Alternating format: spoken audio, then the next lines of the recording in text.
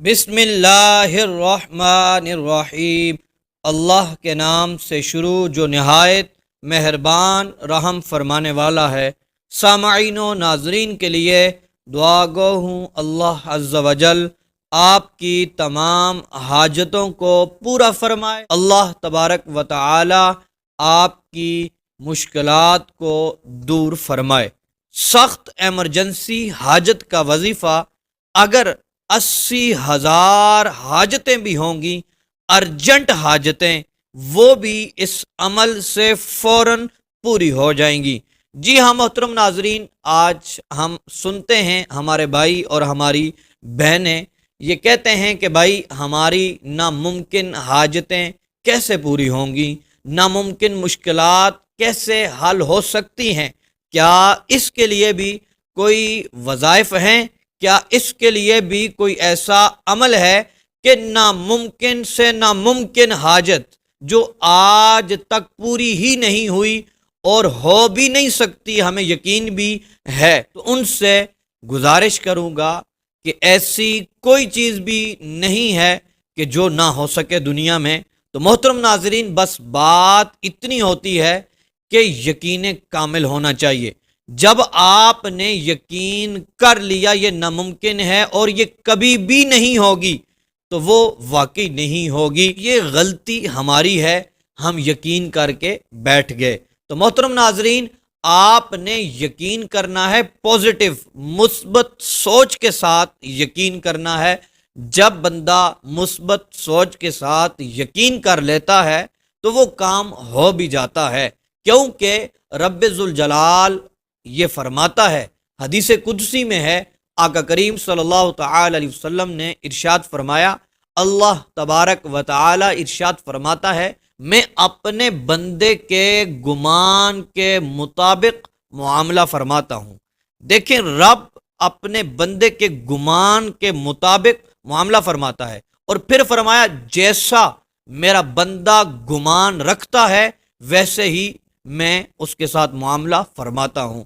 تو محترم دوستو، یہ دیکھیں کہ یہ الفاظ ہیں، اگر آپ کی مثبت سوچ ہوگی، یہ ناممکن کام تو ہے، لیکن اگر میں یہ عمل کروں گا، تو میں یہ وظیفہ پڑھوں گا، میں یہ قرآن پاک کی آیت کریمہ پڑھوں گا، یہ دعا پڑھوں گا، تو انشاءاللہ میرا یہ عمل فوراً ہو جائے گا۔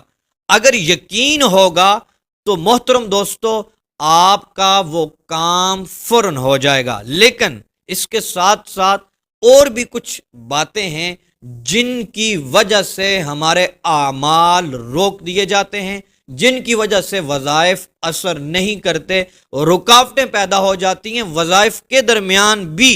جی ہاں، ایسا ہی ہے۔ وہ کون سی چیزیں ہیں؟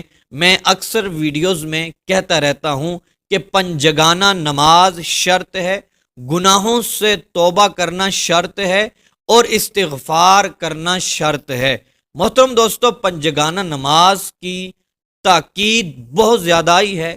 پنجگانہ نماز ہمیں ضرور پڑھنی چاہیے، اپنے اوپر لازم سمجھ کر پڑھنی چاہیے، اور ہمیں گناہوں سے وقتاً فوقتاً توبہ بھی کرنی چاہیے۔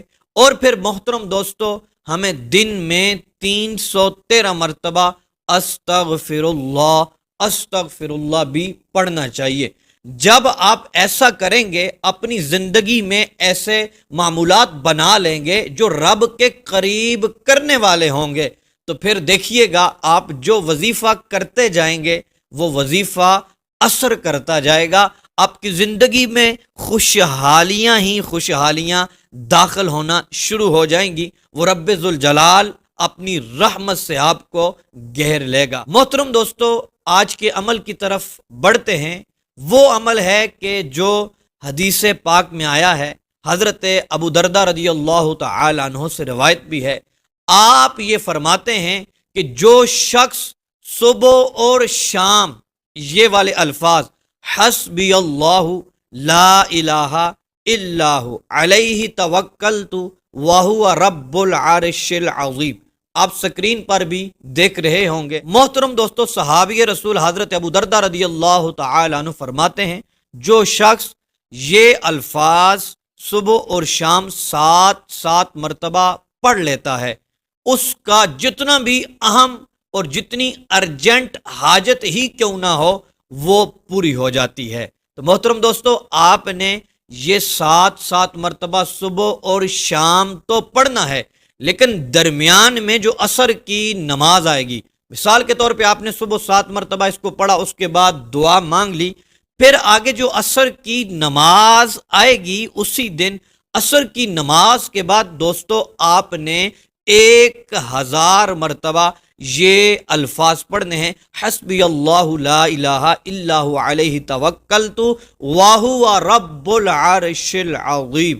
یہ والے الفاظ 1000 بار پڑھ کے پھر آپ نے دعا مانگنی ہے، اور پھر شام کو 7 مرتبہ پھر آپ نے پڑھ لینے ہیں۔ تو دوستو جب شام کو پڑھیں گے، آپ صبح کا سورج طلوع ہوتے ہوئے جب دیکھیں گے، ساتھ ہی اپنی حاجت پوری ہوتی ہوئی بھی دیکھ لیں گے۔ جی ہاں محترم ناظرین، ایسا عمل کریں، جو بھی مقصد ہوگا، جو حاجت ہوگی، انشاءاللہ عز و جل سورج کے طلوع ہونے کے ساتھ وہ حاجت بھی فوراً پوری ہو جائے گی اور کامیابیاں آپ کے قدم چومیں۔